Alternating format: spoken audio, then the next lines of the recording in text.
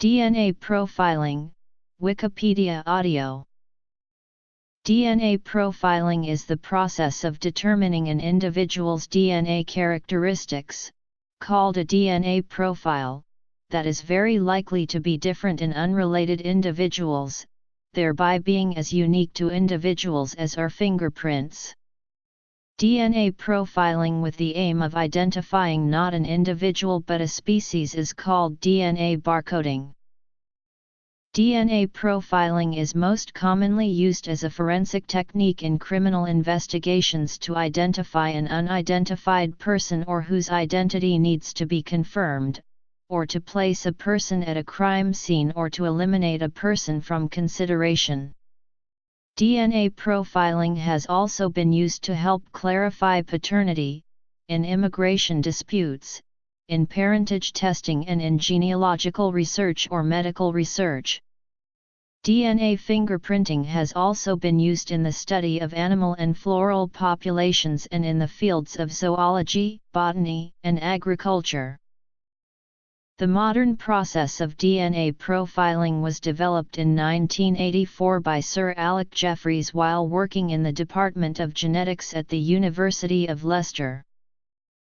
Background. Although 99.9% of human DNA sequences are the same in every person, enough of the DNA is different that it is possible to distinguish one individual from another, unless they are monozygotic twins. DNA profiling uses repetitive sequences that are highly variable, called variable number tandem repeats, in particular short tandem repeats, also known as microsatellites, and mini-satellites. VNTR loci are very similar between closely related individuals, but are so variable that unrelated individuals are extremely unlikely to have the same VNTRs. Developed by Professor of Genetics Sir Alec Jeffreys, the process begins with a sample of an individual's DNA. A common method of collecting a reference sample is the use of a buccal swab, which is easy, non-invasive and cheap. When this is not available, other methods may need to be used to collect a sample of blood, saliva, semen, vaginal lubrication, or other appropriate fluid or tissue from personal items or from stored samples.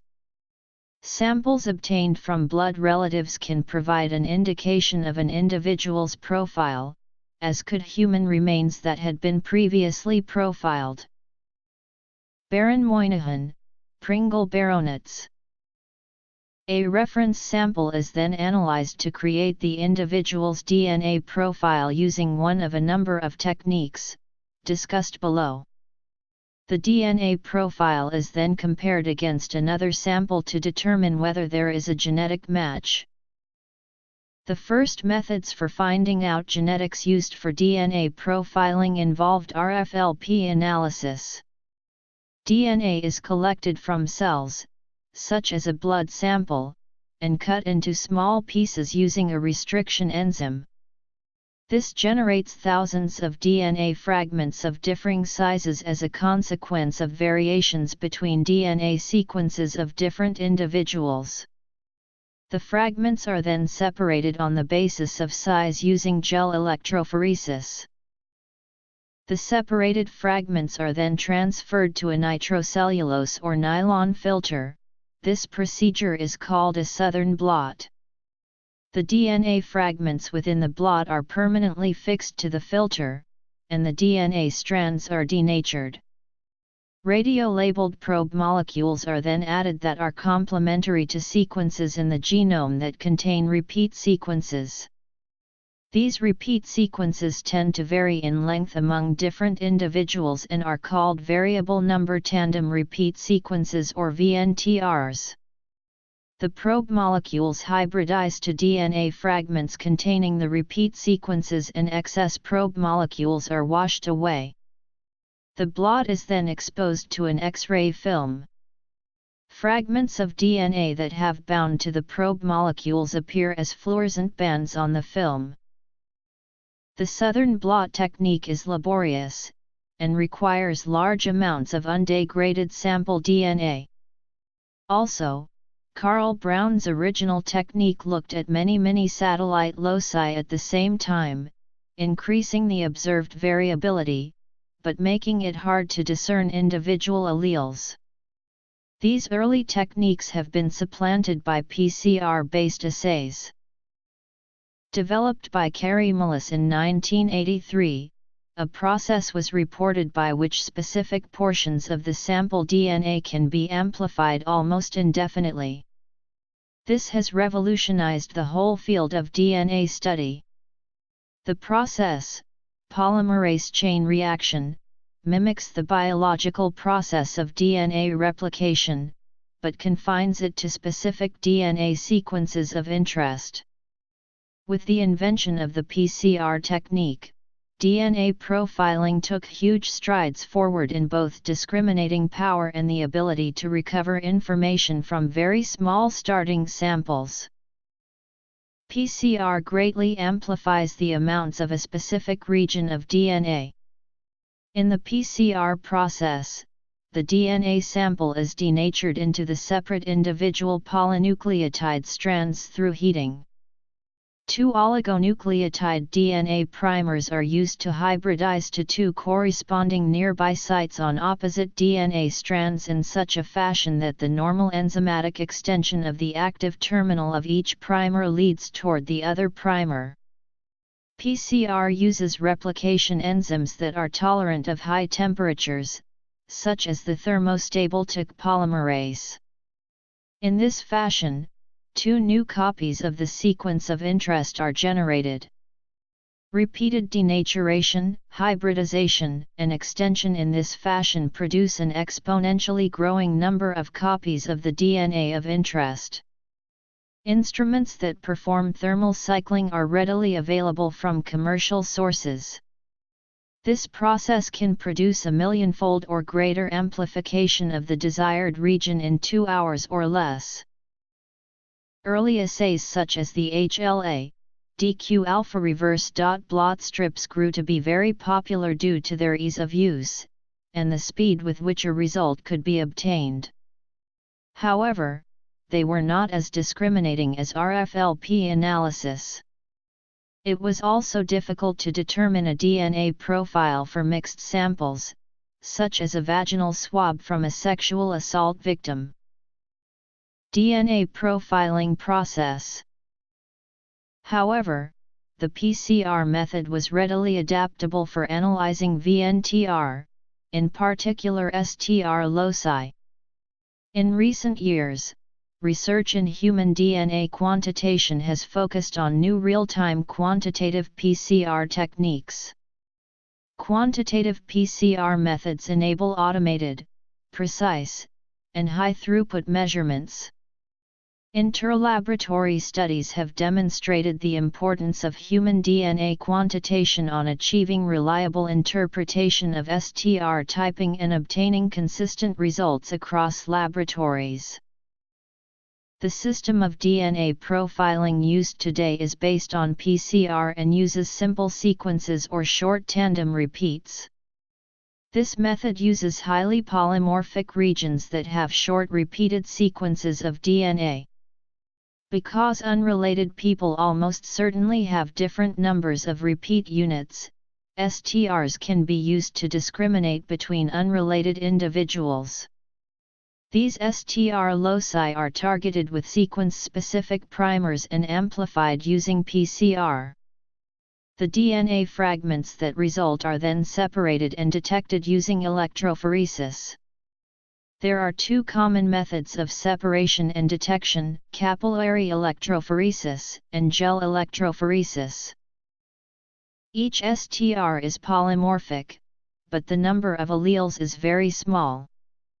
Typically each STR allele will be shared by around 5 to 20% of individuals. The power of STR analysis comes from looking at multiple STR loci simultaneously. The pattern of alleles can identify an individual quite accurately. Thus STR analysis provides an excellent identification tool. The more STR regions that are tested in an individual, the more discriminating the test becomes. From country to country, different STR-based DNA profiling systems are in use. In North America, systems that amplify the CODI's 20 core loci are almost universal, whereas in the United Kingdom the DNA 1717 loci system is in use, and Australia uses 18 core markers. Whichever system is used, many of the STR regions used are the same. These DNA profiling systems are based on multiplex reactions, whereby many STR regions will be tested at the same time. The true power of STR analysis is in its statistical power of discrimination. Because the 20 loci that are currently used for discrimination in CODIs are independently assorted, the product rule for probabilities can be applied. This means that, if someone has the DNA type of ABC, where the 3 loci were independent, we can say that the probability of having that DNA type is the probability of having type A times the probability of having type B times the probability of having type C. This has resulted in the ability to generate match probabilities of 1 in a quintillion or more. However, DNA database searches showed much more frequent than expected false DNA profile matches. Moreover, since there are about 12 million monozygotic twins on Earth, the theoretical probability is not accurate. In practice, the risk of contaminated matching is much greater than matching a distant relative, such as contamination of a sample from nearby objects, or from leftover cells transferred from a prior test. The risk is greater for matching the most common person in the samples, everything collected from, or in contact with, a victim is a major source of contamination for any other samples brought into a lab. For that reason, multiple control samples are typically tested in order to ensure that they stayed clean, when prepared during the same period as the actual test samples. Unexpected matches in several control samples indicates a high probability of contamination for the actual test samples. In a relationship test, the full DNA profiles should differ, to prove that a person was not actually matched as being related to their own DNA in another sample. Another technique, AMP-FLP, or Amplified Fragment Length Polymorphism, was also put into practice during the early 1990s. This technique was also faster than RFLP analysis and used PCR to amplify DNA samples. It relied on variable number tandem repeat polymorphisms to distinguish various alleles, which were separated on a polyacrylamide gel using an allelic ladder. Bands could be visualized by silver staining the gel. One popular focus for fingerprinting was the D1S80 locus.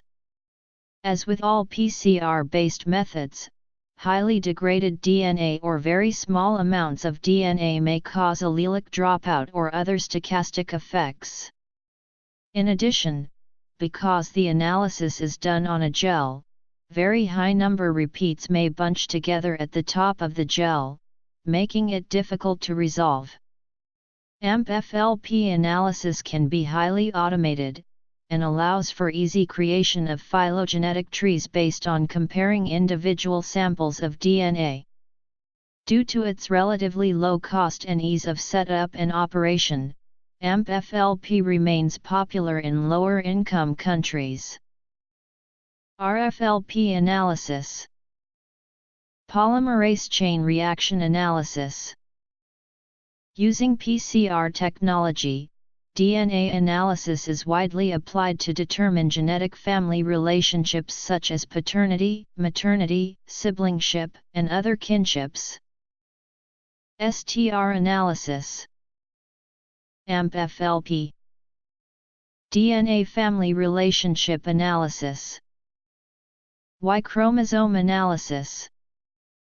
Mitochondrial analysis. During conception, the father's sperm cell and the mother's egg cell, each containing half the amount of DNA found in other body cells, meet and fuse to form a fertilized egg, called a zygote. The zygote contains a complete set of DNA molecules, a unique combination of DNA from both parents. This zygote divides and multiplies into an embryo and later, a full human being. At each stage of development, all the cells forming the body contain the same DNA, half from the father and half from the mother. This fact allows the relationship testing to use all types of all samples, including loose cells from the cheeks collected using buccal swabs, blood or other types of samples. There are predictable inheritance patterns at certain locations in the human genome, which have been found to be useful in determining identity and biological relationships. These loci contain specific DNA markers that scientists use to identify individuals. In a routine DNA paternity test, the markers used are short tandem repeats, short pieces of DNA that occur in highly differential repeat patterns among individuals. DNA databases.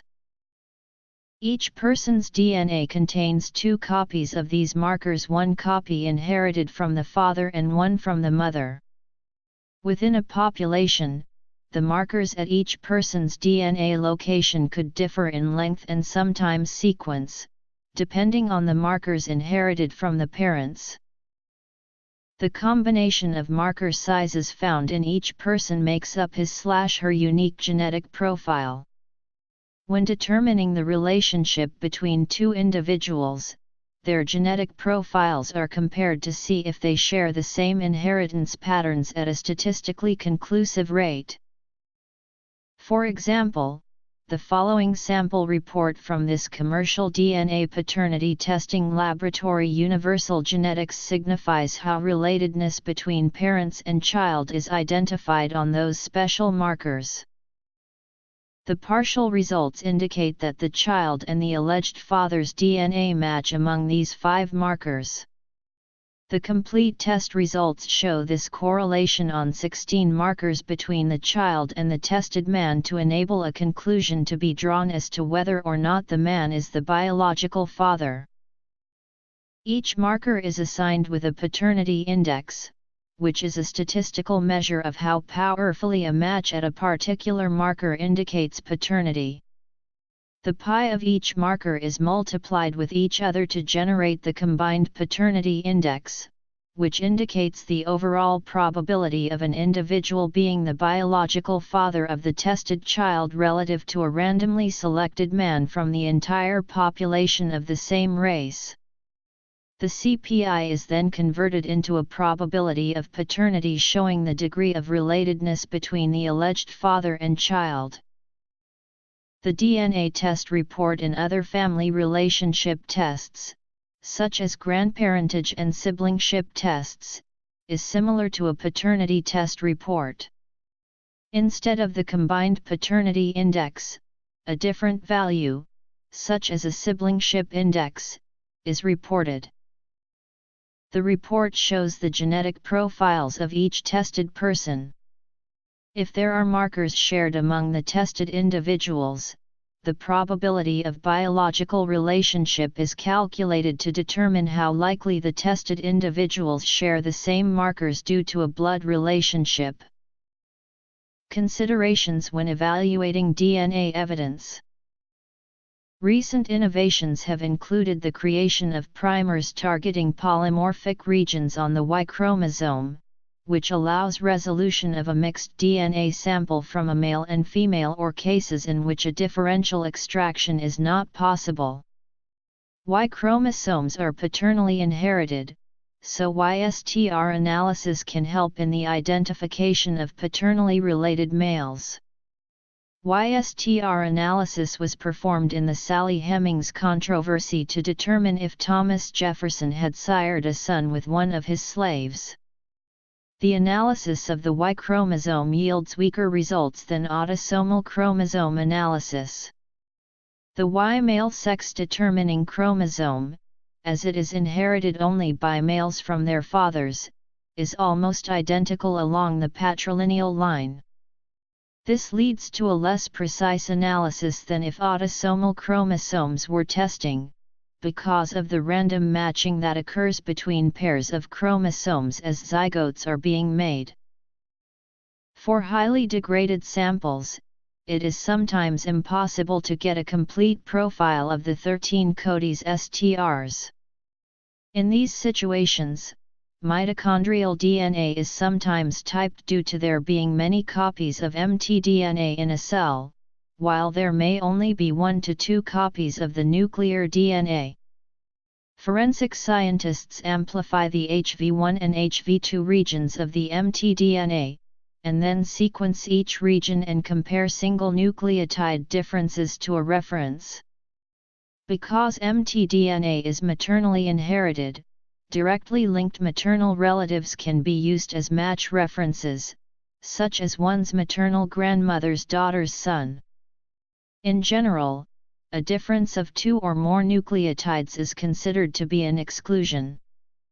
Heteroplasmy and poly-C differences may throw off straight sequence comparisons, so some expertise on the part of the analyst is required. mtDNA is useful in determining clear identities, such as those of missing people when a maternally linked relative can be found. mtDNA testing was used in determining that Anna Anderson was not the Russian princess she had claimed to be, Anastasia Romanov. Evidence of genetic relationship. mtDNA can be obtained from such material as hair shafts and old bones/teeth. Control mechanism based on interaction point with data. This can be determined by tooled placement in sample. An early application of a DNA database was the compilation of a mitochondrial DNA concordance, prepared by Kevin W. P. Miller and John L. Dawson at the University of Cambridge from 1996 to 1998 from data collected as part of Miller's PhD thesis. There are now several DNA databases in existence around the world.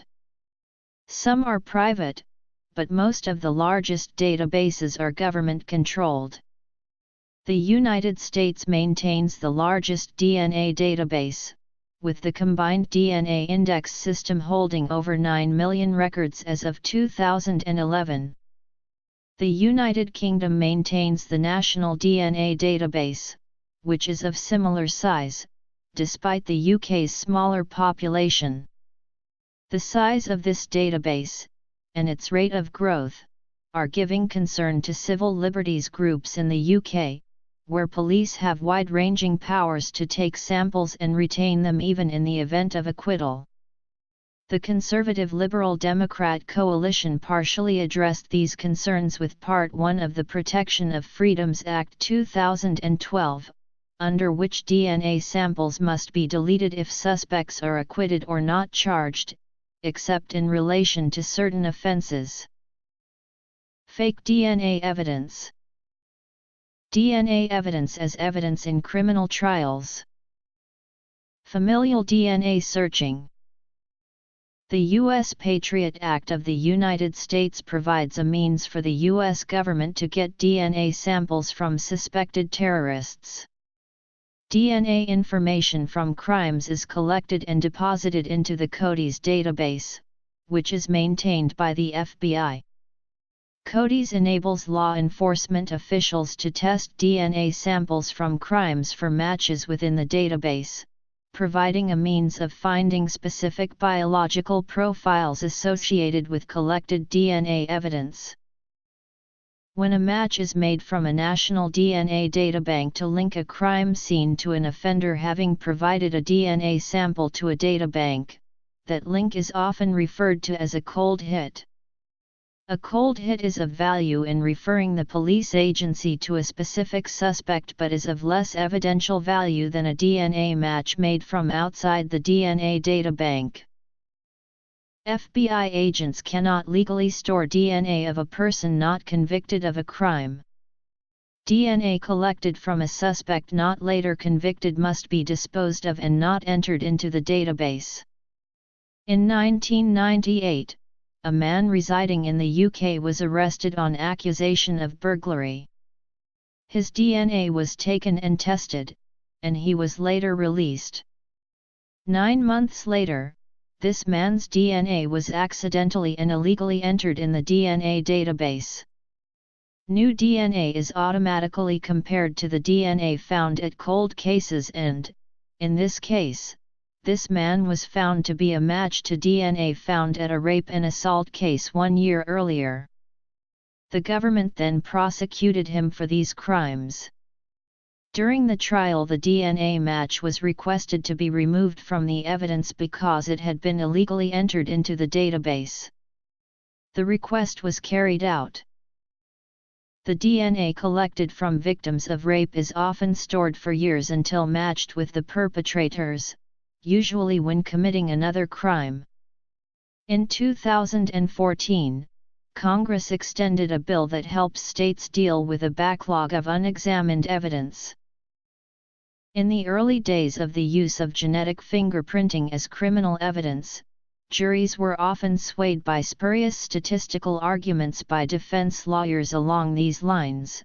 Given a match that had a 1 in 5 million probability of occurring by chance, the lawyer would argue that this meant that in a country of say 60 million people there were 12 people who would also match the profile.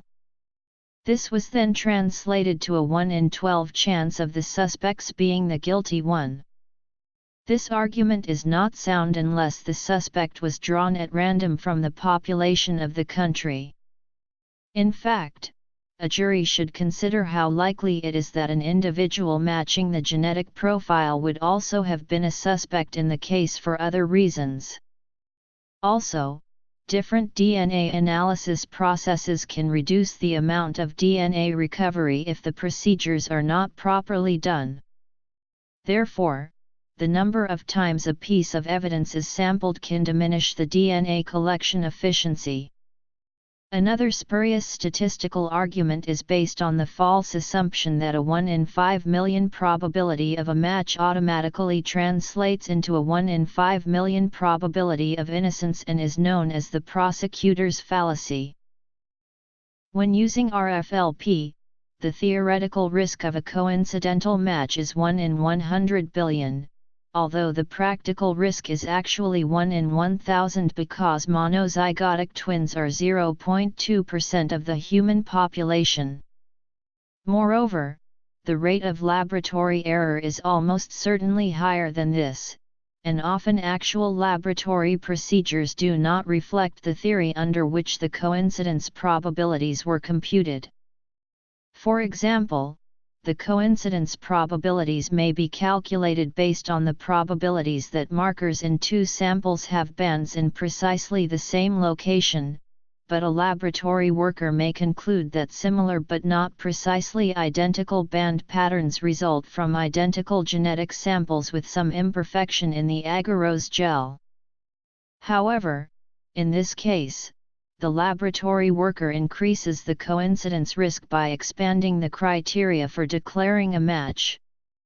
Recent studies have quoted relatively high error rates, which may be cause for concern. In the early days of genetic fingerprinting, the necessary population data to accurately compute a match probability was sometimes unavailable. Between 1992 and 1996, arbitrary low ceilings were controversially put on match probabilities used in RFLP analysis rather than the higher theoretically computed ones. Today, RFLP has become widely disused due to the advent of more discriminating, sensitive, and easier technologies.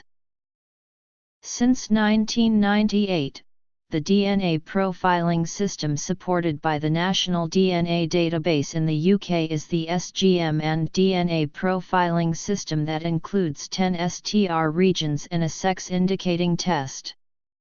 STRs do not suffer from such subjectivity and provide similar power of discrimination.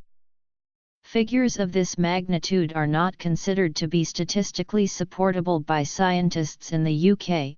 For unrelated individuals with full matching DNA profiles, a match probability of 1 in a billion is considered statistically supportable. However, with any DNA technique, the cautious juror should not convict on genetic fingerprint evidence alone if other factors raise doubt. Contamination with other evidence is a key source of incorrect DNA profiles, and raising doubts as to whether a sample has been adulterated is a favorite defense technique. More rarely, chimerism is one such instance where the lack of a genetic match may unfairly exclude a suspect. It is possible to use DNA profiling as evidence of genetic relationship, although such evidence varies in strength from weak to positive. Testing that shows no relationship is absolutely certain. Further, while almost all individuals have a single and distinct set of genes, ultra-rare individuals, known as chimeras, have at least 2 different sets of genes. There have been 2 cases of DNA profiling that falsely suggested that a mother was unrelated to her children. This happens when 2 eggs are fertilized at the same time and fused together to create one individual instead of twins. In one case, a criminal planted fake DNA evidence in his own body. John Schneeberger raped one of his sedated patients in 1992 and left semen on her underwear. Police drew what they believed to be Schneeberger's blood and compared its DNA against the crime scene semen DNA on 3 occasions, never showing a match. It turned out that he had surgically inserted a Penrose drain into his arm and filled it with foreign blood and anticoagulants. The functional analysis of genes and their coding sequences typically requires that each ORF be expressed, the encoded protein purified, antibodies produced, phenotypes examined, intracellular localization determined, and interactions with other proteins sought. In a study conducted by the life science company Nuclex and published in the journal Forensic Science International, scientists found that an in vitro synthesized sample of DNA matching any desired genetic profile can be constructed using standard molecular biology techniques without obtaining any actual tissue from that person. Nuclex claims they can also prove the difference between non-altered DNA and any that was synthesized. In the case of the Phantom of Heilbronn, police detectives found DNA traces from the same woman on various crime scenes in Austria, Germany, and France, among them murders, burglaries and robberies. Only after the DNA of the woman matched the DNA sampled from the burned body of a male asylum seeker in France did detectives begin to have serious doubts about the DNA evidence. It was eventually discovered that DNA traces were already present on the cotton swabs used to collect the samples at the crime scene, and the swabs had all been produced at the same factory in Austria. The company's product specification said that the swabs were guaranteed to be sterile, but not DNA-free. Familial DNA searching is the practice of creating new investigative leads in cases where DNA evidence found at the scene of a crime strongly resembles that of an existing DNA profile in a state DNA database, but there is not an exact match. After all other leads have been exhausted, investigators may use specially developed software to compare the forensic profile to all profiles taken from a state's DNA database to generate a list of those offenders already in the database who are most likely to be a very close relative of the individual whose DNA is in the forensic profile.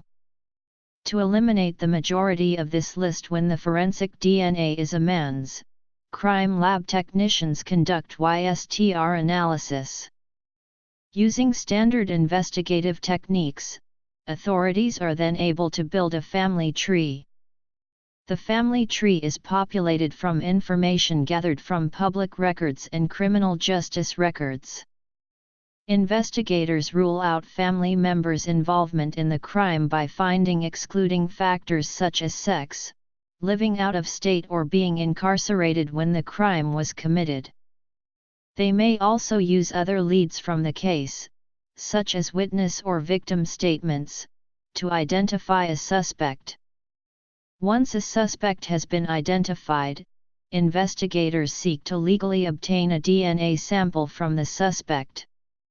This suspect DNA profile is then compared to the sample found at the crime scene to definitively identify the suspect as the source of the crime scene DNA. Familial DNA database searching was first used in an investigation leading to the conviction of Jeffrey Gaffour of the murder of Lynette White in the United Kingdom on July 4, 2003. DNA evidence was matched to Gaffour's nephew, who at 14 years old had not been born at the time of the murder in 1988. It was used again in 2004 to find a man who threw a brick from a motorway bridge and hit a lorry driver, killing him. DNA found on the brick matched that found at the scene of a car theft earlier in the day, but there were no good matches on the national DNA database. A wider search found a partial match to an individual. On being questioned, this man revealed he had a brother, Craig Harmon, who lived very close to the original crime scene. Harmon voluntarily submitted a DNA sample, and confessed when it matched the sample from the brick. Currently, familial DNA database searching is not conducted on a national level in the United States, where states determine how and when to conduct familial searches. The first familial DNA search with a subsequent conviction in the United States was conducted in Denver, Colorado, in 2008, using software developed under the leadership of Denver District Attorney Mitch Morrissey and Denver Police Department Crime Lab Director Greg Lauberg. California was the first state to implement a policy for familial searching under then Attorney General, now Governor, Jerry Brown. In his role as consultant to the Familial Search Working Group of the California Department of Justice, former Alameda County Prosecutor Rock Harmon is widely considered to have been the catalyst in the adoption of familial search technology in California. The technique was used to catch the Los Angeles serial killer known as the Grim Sleeper in 2010. It wasn't a witness or informant that tipped off law enforcement to the identity of the Grim Sleeper serial killer, who had eluded police for more than 2 decades, but DNA from the suspect's own son. The suspect's son had been arrested and convicted in a felony weapons charge and swabbed for DNA the year before. When his DNA was entered into the database of convicted felons, detectives were alerted to a partial match to evidence found at the Grim Sleeper crime scenes. David Franklin Jr., also known as the Grim Sleeper, was charged with 10 counts of murder and 1 count of attempted murder. More recently, familial DNA led to the arrest of 21-year-old Elvis Garcia on charges of sexual assault and false imprisonment of a woman in Santa Cruz in 2008. In March 2011, Virginia Governor Bob McDonnell announced that Virginia would begin using familial DNA searches. Other states are expected to follow. At a press conference in Virginia on March 7, 2011, regarding the East Coast rapist, Prince William County Prosecutor Paul Ebert and Fairfax County Police Detective John Kelly said the case would have been solved years ago if Virginia had used familial DNA searching. Aaron Thomas, the suspected East Coast rapist, was arrested in connection with the rape of 17 women from Virginia to Rhode Island, but familial DNA was not used in the case. Critics of familial DNA database searches argue that the technique is an invasion of an individual's Fourth Amendment rights. Privacy advocates are petitioning for DNA database restrictions, arguing that the only fair way to search for possible DNA matches to relatives of offenders or arrestees would be to have a population-wide DNA database. Some scholars have pointed out that the privacy concerns surrounding familial searching are similar in some respects to other police search techniques, and most have concluded that the practice is constitutional. The Ninth Circuit Court of Appeals in United States v. Poole suggested that this practice is somewhat analogous to a witness looking at a photograph of one person and stating that it looked like the perpetrator, which leads law enforcement to show the witness photos of similar-looking individuals, one of whom is identified as the perpetrator. Regardless of whether familial DNA searching was the method used to identify the suspect, authorities always conduct a normal DNA test to match the suspect's DNA with that of the DNA left at the crime scene. Critics also claim that racial profiling could occur on account of familial DNA testing. In the United States, the conviction rates of racial minorities are much higher than that of the overall population. It is unclear whether this is due to discrimination from police officers and the courts, as opposed to a simple higher rate of offense among minorities. Arrest-based databases, which are found in the majority of the United States, lead to an even greater level of racial discrimination. An arrest, as opposed to conviction, relies much more heavily on police discretion. For instance, investigators with Denver District Attorney's Office successfully identified a suspect in a property theft case using a familial DNA search. In this example, the suspect's blood left at the scene of the crime strongly resembled that of a current Colorado Department of Corrections prisoner. Using publicly available records, the investigators created a family tree. They then eliminated all the family members who were incarcerated at the time of the offense, as well as all of the females. Investigators obtained a court order to collect the suspect's DNA, but the suspect actually volunteered to come to a police station and give a DNA sample. After providing the sample, the suspect walked free without further interrogation or detainment. Later confronted with an exact match to the forensic profile, the suspect pleaded guilty to criminal trespass at the first court date and was sentenced to 2 years probation. In Italy, a familiar DNA search has been done to solve the case of the murder of Yara Gambiraggio, whose body was found in the bush 3 months after her disappearance. A DNA trace was found on the underwear of the murdered teenage near, and a DNA sample was requested from a person who lived near the municipality of Brembate di Sopra, and a common male ancestor was found in the DNA sample of a young man not involved in the murder. After a long investigation, the father of the supposed killer was identified as Giuseppe Guarinoni, a deceased man, but his 2 sons born from his wife were not related to the DNA samples found on the body of Yara. After 3.5 years, the DNA found on the underwear of the deceased girl was matched with Massimo Giuseppe Bossetti, who was arrested and accused of the murder of the 13-year-old girl. In the summer of 2016, Bossetti was found guilty and sentenced to life by the Corte d'Assise of Bergamo.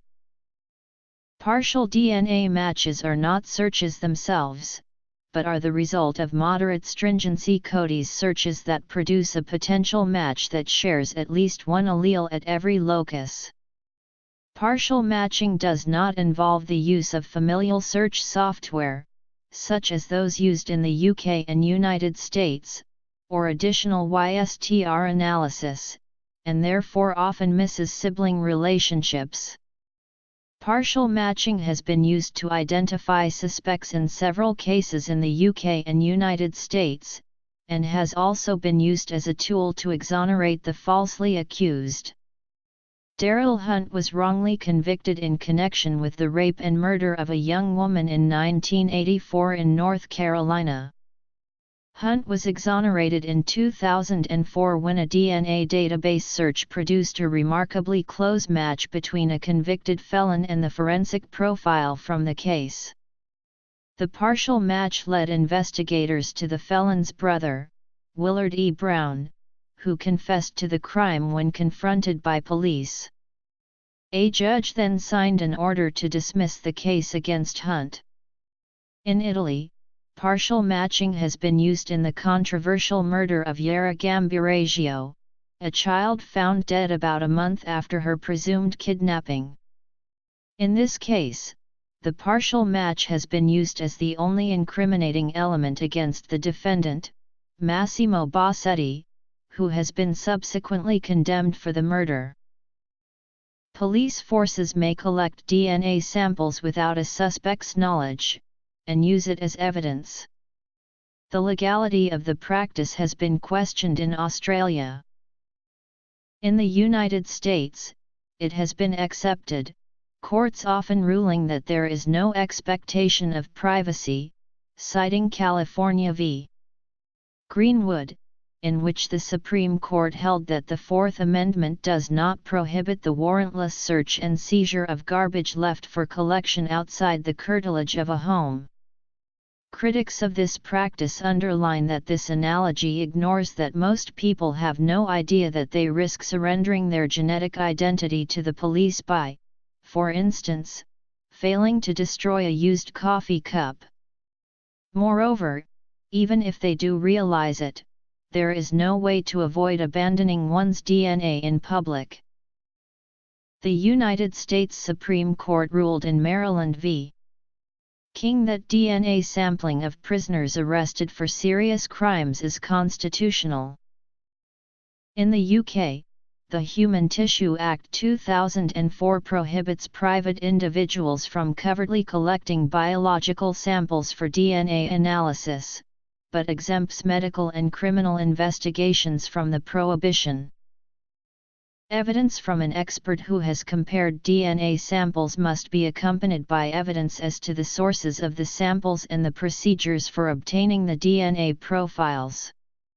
The judge must ensure that the jury must understand the significance of DNA matches and mismatches in the profiles.